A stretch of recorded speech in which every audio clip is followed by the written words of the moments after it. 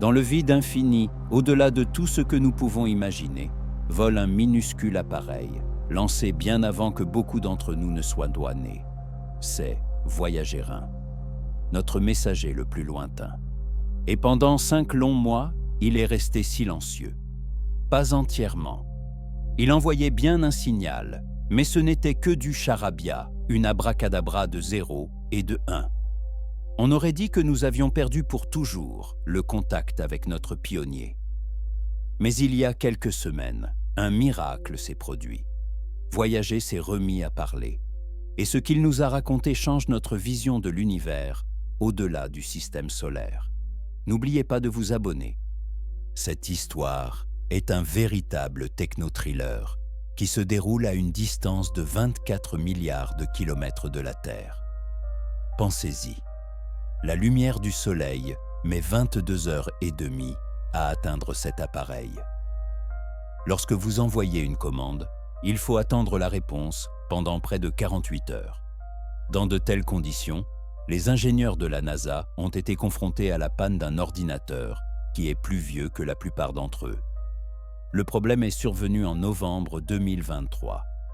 L'un des 3 ordinateurs de bord, ce qu'on appelle le système de données de vol, ou FDS, a cessé de fonctionner correctement. Cet ordinateur est le cerveau de l'appareil. Il collecte les données des instruments scientifiques et les informations sur l'état de Voyager lui-même, regroupe le tout dans un paquet soigné et le transmet à la Terre. Et voilà que ce cerveau a soudainement oublié comment parler. Le problème venait de la puce mémoire. Une seule et unique puce sur l'ensemble du système était défaillante. Ça a l'air de rien, mais pour un appareil qui vole depuis 47 ans, c'est une catastrophe. On n'a aucune possibilité de remplacer quoi que ce soit. On n'a même pas la possibilité de simplement redémarrer le système, comme on le ferait avec nos smartphones. On ne dispose que d'un signal radio et d'ingénieurs géniaux qui se souviennent comment travailler avec les technologies des années 70. C'est comme si l'on essayait de réparer une horloge ancienne avec une pince laser depuis un autre continent et en l'observant à la jumelle. Pendant des mois, les ingénieurs ont envoyé des commandes, tentant de diagnostiquer le problème en tâtant la mémoire de l'ordinateur bit par bit. Et ils l'ont trouvé, cette portion endommagée. La solution qu'ils ont trouvée est un chef-d'œuvre d'ingénierie pure. Ils ne pouvaient pas réparer la puce, mais ils pouvaient la contourner. Le code programme qui était stocké dans la cellule endommagée était vital.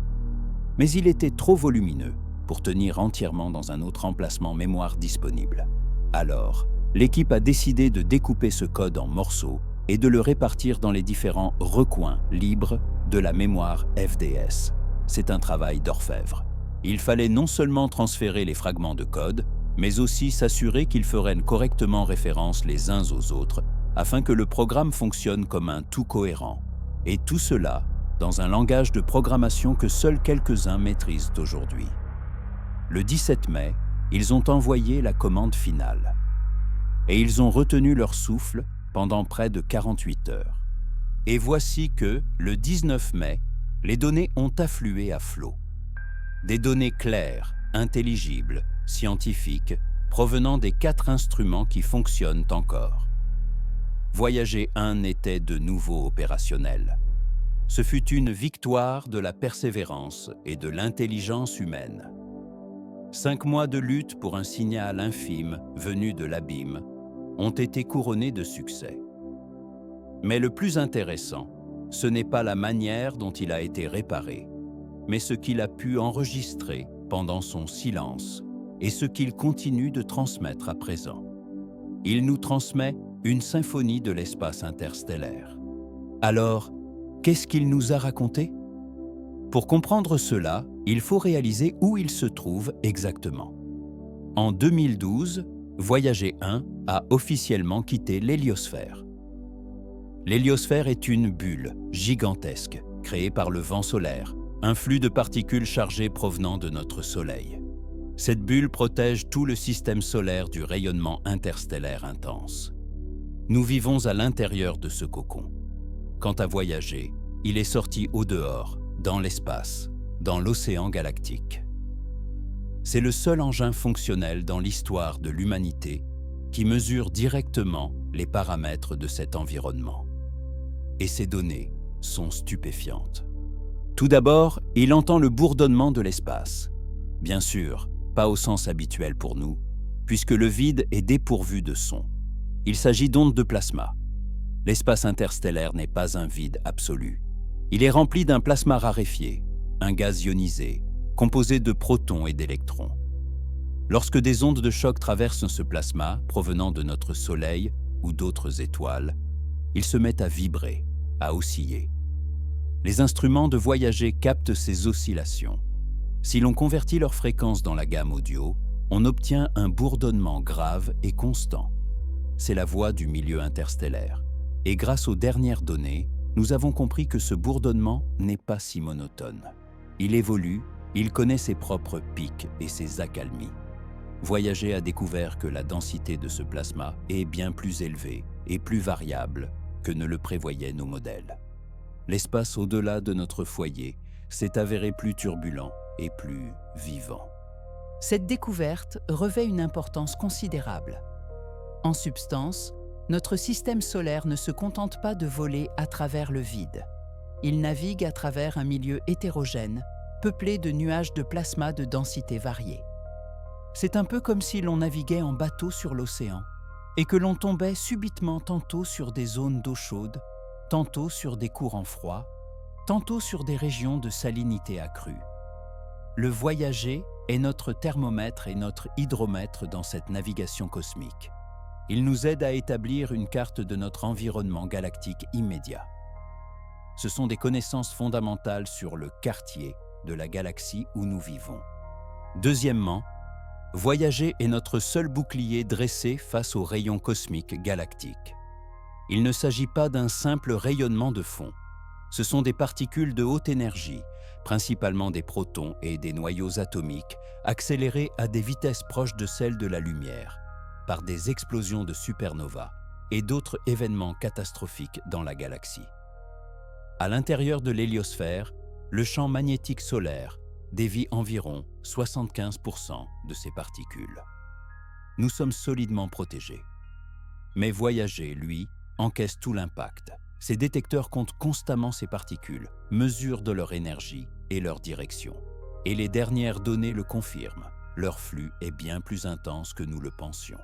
Cela signifie que notre héliosphère est un protecteur encore plus efficace que nous ne l'avions imaginé. Sans elle, la vie sur Terre serait très probablement impossible.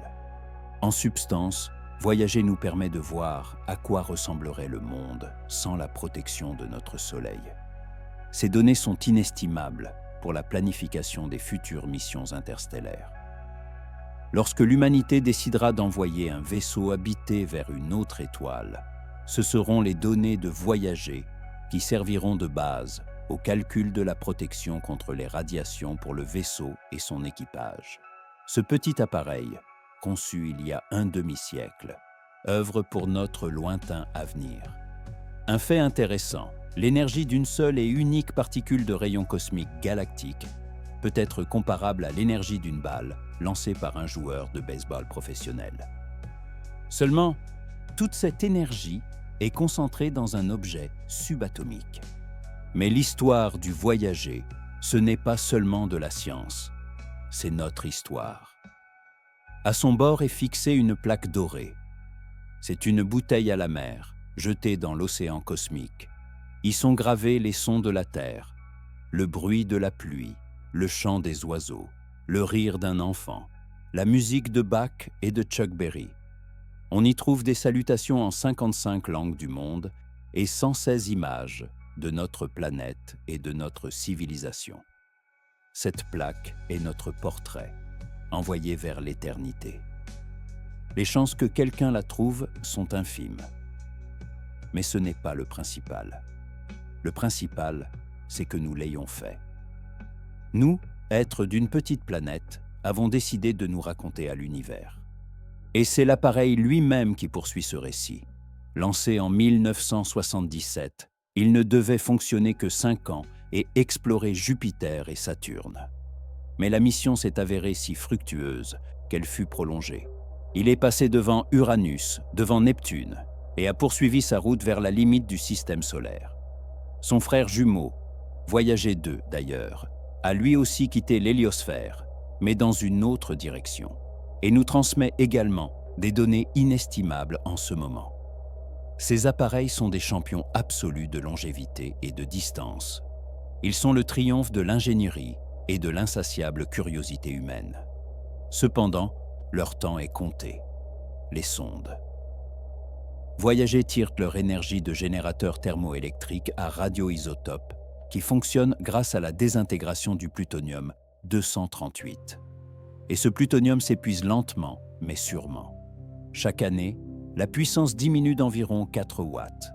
Depuis de nombreuses années, les ingénieurs sur Terre mènent une véritable bataille pour chaque watt, en désactivant les systèmes secondaires et le chauffage des instruments, afin de prolonger la durée de vie des instruments scientifiques les plus cruciaux.